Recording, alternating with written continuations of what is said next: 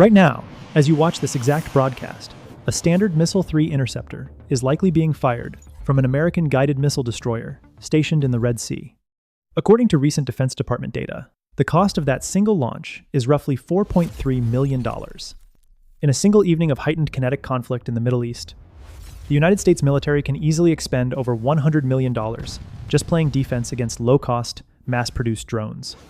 The mainstream networks from Reuters to Bloomberg are obsessively broadcasting the flash of these explosions, and global energy markets are reacting violently, pushing Brent crude oil dangerously close to $95 a barrel. But I need you to look away from the flashing lights overseas for just a moment. Welcome to Prism News. I am your host, and today I am pulling back the curtain on a coordinated domestic operation that I call the Fortress America Protocol. While the public is hypnotized by the spectacle of global instability, three incredibly specific, deeply connected events have occurred right under our noses in the past few weeks. First, the Federal Communications Commission enacted the most aggressive consumer hardware ban in American history. Second, a 15% baseline tariff was quietly weaponized using an obscure legal loophole from the Cold War era. And third, tech giant Meta executed a $27 billion artificial intelligence contract while simultaneously terminating 20,000 human employees. These are not random headlines. They are the three pillars of a master plan designed to completely restructure the American economy, secure our digital borders, and transition the workforce into a highly automated, deeply controlled system. I want to ask you right now, how secure do you feel about your bank account and your job if the global internet goes down for 48 hours? Drop your honest answer in the comments, because what we are about to uncover makes that scenario highly probable. How exactly does a missile defense system in the Middle East connect to the router in your living room and the sudden disappearance of your white-collar career? Let us follow the money, the data, and the hidden legislation. Let us start with the device you are likely using to stream this very broadcast. On March 23rd, the Federal Communications Commission initiated a mandate that effectively acts as the most destructive consumer technology purge in modern history. They did not target high-profile smartphones or corporate servers. They targeted the unassuming plastic boxes sitting in the corners of millions of American homes, the Wi-Fi routers. Specifically, any routing hardware containing internal components manufactured by specific foreign entities. On the surface, mainstream analysts sold this to the public as a standard regulatory update to improve national security. But the reality found in unclassified cybersecurity briefings is far more severe. The government knows a terrifying truth. The modern router is no longer just a passive bridge to the internet. It is a highly sophisticated edge computing device capable of executing complex commands independently. By mandating a total purge of these foreign-made components, the government is essentially admitting that millions of American households have been compromised. They have been harboring silent digital Trojan horses for years. But why drop this hammer right now? Why force this massive infrastructural shift while the military is simultaneously engaged in carrying out thousands of defensive strikes in a Middle Eastern war zone? The answer lies in the concept of asymmetric warfare. Our adversaries know they cannot beat the United States Navy in a direct confrontation. But why fight warships when you can paralyze the nation from the inside out? The timing of this Federal Communications Commission ban is a desperate, preemptive strike to lock down the homeland before a devastating digital retaliation can be fully executed. But what exactly is the catastrophic threat they are trying to stop before it goes live? Keep watching, because the true target is not your personal data. It is the very grid that keeps your lights on. To truly grasp the panic inside Washington right now, you have to understand a specific threat profile identified by intelligence agencies as Typhoon. This is not your average group of cyber criminals trying to steal credit card numbers for a quick payday. This is a highly sophisticated, state-sponsored operations network designed for one specific, chilling purpose: strategic infrastructure sabotage. For the last half-decade, Typhoon has been quietly infiltrating the digital supply chain. They did not waste time trying to breach the heavily fortified, multi-million-dollar firewalls of American power plants or water treatment facilities. Instead, they embedded dormant malicious code into the path of least resistance: consumer-grade home routers. The strategy is terrifyingly brilliant in its simplicity and scale. The goal is to hijack tens of millions of vulnerable home networks simultaneously and use them to launch a coordinated, localized, distributed denial of service attack against regional energy grids. If an adversary wants to paralyze the American economy without dropping a single physical bomb, they simply shut down the power grid during a moment of maximum geopolitical tension. A multi-state grid blackout would instantly cripple the economy, freeze all digital financial transactions, and plunge major metropolitan areas into chaos within hours. The Federal Communications Commission router ban is not about privacy. It is a frantic attempt to rip these compromised nodes out of the network before the kill switch is flipped. The government is essentially trying to build an impenetrable digital fortress wall around America. But building a fortress requires massive amounts of capital. And as the costs of the Middle East conflict skyrocket, with the national debt already spiraling, the government desperately needs fresh revenue streams fast. Which brings us to the second pillar of the protocol. How exactly are they going to pay for this new digital defense? And more importantly, whose pocket is the money coming from? If you want to understand modern taxation, you have to realize that the most effective taxes are the ones the public does not even realize they are paying. Enter the recent implementation of the 15% baseline tariff, pushed through under the obscure and rarely utilized legal framework of Section 122. The political theater presented on the evening news will tell you that this tariff is designed to punish foreign adversaries and bring glorious manufacturing jobs back to American shores. It sounds incredibly patriotic, and many citizens cheer for it. But let us strip away the political rhetoric and look at the mathematical reality of macroeconomic policy, as warned by economists at the Federal Reserve. A tariff is not a penalty paid by a foreign government. It is a direct consumption tax paid entirely by you, the American consumer, at the retail checkout counter.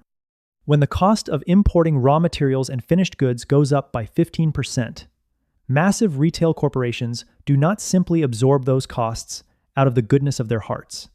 They do not reduce their profit margins. They pass every single penny of that increase down to the buyer. Why did they choose the specific number of 15%? And why use a complex legal loophole to bypass traditional congressional oversight? Because 15% is the exact mathematical threshold where the government can extract maximum revenue without immediately triggering a full-blown pitchforks in the street consumer recession. It is the boiling frog strategy applied directly to your bank account. By framing this tax hike as a national security imperative and a tough-on-trade stance, policymakers successfully implemented one of the largest regressive tax hikes in history without a single vote from the public. But if you think this money is going toward fixing the roads or funding your local schools, you are gravely mistaken. Here is the deeply uncomfortable truth about the 15% tariff that no mainstream financial analyst wants to admit on television. It is a deeply regressive mechanism that disproportionately punishes the working and middle classes to fund the military-industrial complex. Think about the mathematics. If you are a Silicon Valley billionaire, a 15% increase on the cost of consumer electronics, clothing, or household appliances represents a microscopic fraction of your net worth. It is a rounding error. But if you are a median wage earner, already struggling with the fact that global shipping companies are warning of massive price hikes due to disrupted supply lines in the Red Sea, this hidden tax eats directly into your monthly grocery budget. So why orchestrate this massive wealth extraction right now? Because maintaining a global empire is the most expensive endeavor a nation can undertake. The United States is currently deploying massive naval assets, launching million-dollar Tomahawk cruise missiles, and resupplying allies on multiple fronts.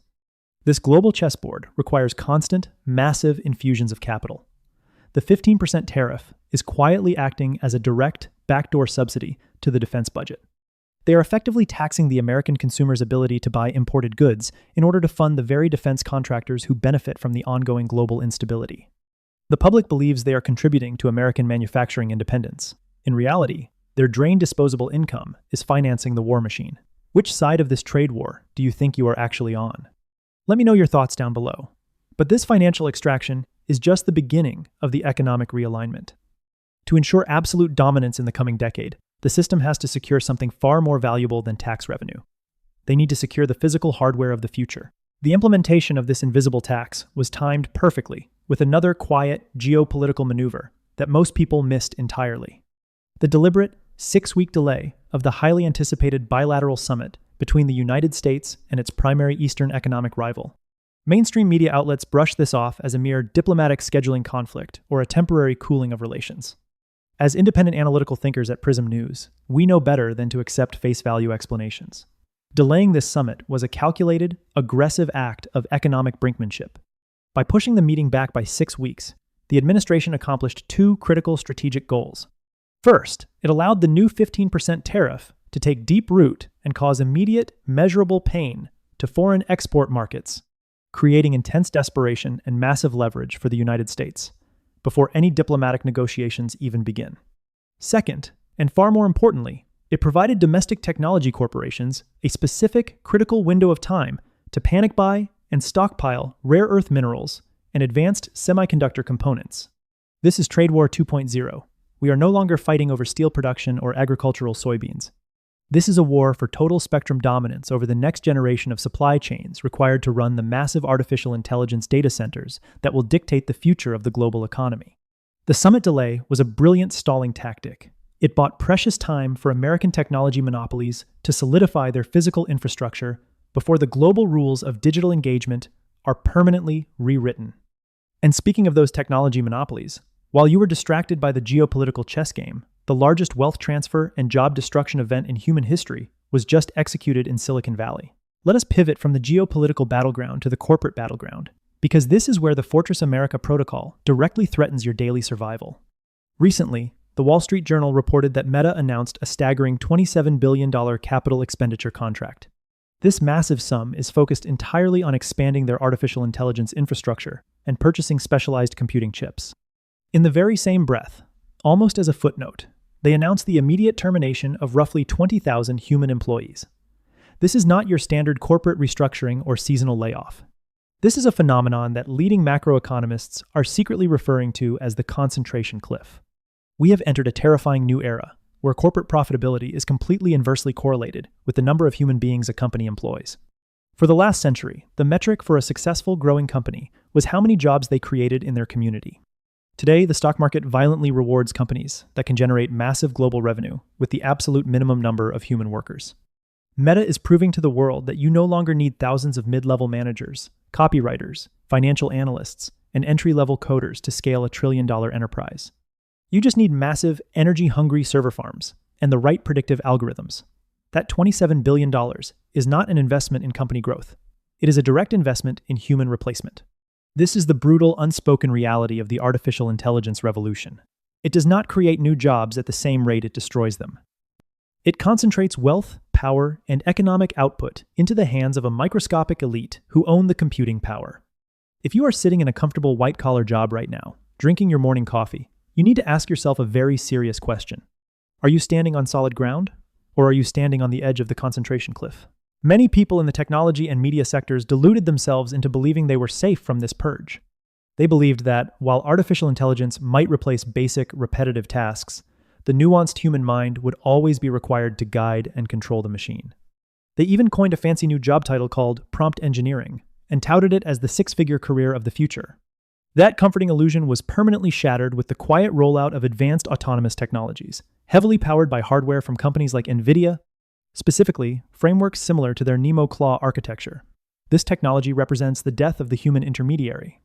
It is an autonomous agent framework that absolutely does not require a human being to sit at a keyboard and type out clever instructions. The system talks directly to other artificial intelligence models. It optimizes its own code, evaluates its own outputs, corrects its own errors, and executes complex, multi-step corporate projects completely independently. The machine is now prompting the machine. The barrier to entry for high-level intellectual and creative work has effectively dropped to zero. You are no longer competing against a hungry college graduate willing to work for less money. You are competing against an autonomous system that works 24 hours a day, requires no health insurance, does not ask for paid time off, and learns at an exponential, terrifying rate. The very jobs that were supposed to save the middle class from industrial automation are the exact jobs being automated the fastest. The corporate giants know exactly what is coming. They see the internal data. They know that a massive segment of the global population will soon be entirely unemployable in the traditional sense. So what is the master plan to prevent total societal collapse and rioting in the streets when millions of people realize their college degrees are permanently obsolete? Leading technology analysts and prominent venture capitalists have been aggressively pointing to the year 2029 as a critical, unavoidable breaking point. They describe it as a singularity event. Not necessarily a singularity of artificial consciousness, like in science fiction movies, but a singularity of economic utility. By the year 2029, the integration of autonomous digital agents and advanced humanoid robotics will reach a critical mass, permanently displacing a vast majority of the traditional labor force. So, how does the power structure maintain order in a world without jobs? The answer they are preparing to sell you is universal basic income. But Do not be fooled for a second by the utopian, philanthropic marketing. The Silicon Valley billionaires actively lobbying Washington for universal basic income are not doing it out of the goodness of their hearts or a desire to end poverty. They are doing it out of sheer, desperate capitalist survival. Think about the mechanics of the system. If machines do absolutely all the work and human beings have zero income, who exactly is going to buy the products, software, and services these algorithms generate? Universal basic income is not a benevolent safety net. It is a closed-loop recycling program for corporate capital. The government taxes the few remaining productive sectors, or simply prints trillions of dollars out of thin air, hands it to you in the form of a digital survival ration on a central bank digital currency app, and you immediately hand it right back to Meta, Amazon, and Google to pay for your digital subscriptions, virtual reality entertainment, and basic physical necessities. You transition from an active, productive citizen to a passive consumer in a completely managed economy. You become a dependent node in the power law distribution, where a fraction of a percent owns all the computing capital, and everyone else subsists on government allowances. It is the ultimate economic trap, brilliantly disguised as societal salvation. So, what is the move?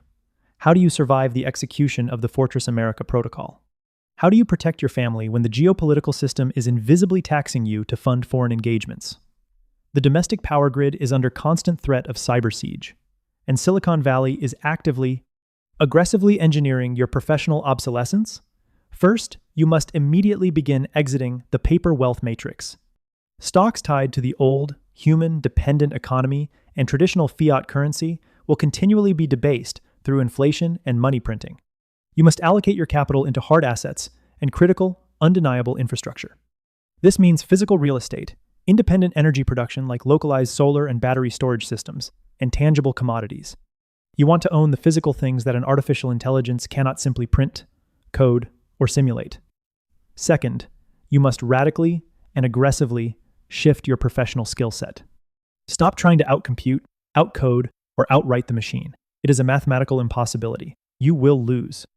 Instead, you must double down on the only two things that algorithms cannot authentically replicate: a verifiable personal brand and high-trust human connection. In a future world completely flooded with infinite, cheap, artificial intelligence-generated content and automated customer service, verified human authenticity becomes the ultimate, highly sought-after luxury good. People and businesses will pay a massive financial premium to do business with a real human being they actually trust, look in the eye, and shake hands with. The American middle class, as we understood it for the last 70 years, is officially over. The doors to easy financial independence are closing rapidly, secured by algorithmic locks. But as a viewer of Prism News, you now have the blueprint. You can see the invisible taxes, the silent job purges, and the true cost of the global conflict. Do not be a passive participant in their economic reset. Take control of your physical assets, build unhackable human networks, and fortify your own position before the protocol is fully executed. Stay vigilant, stay fiercely independent, and I will see you in the next deep dive.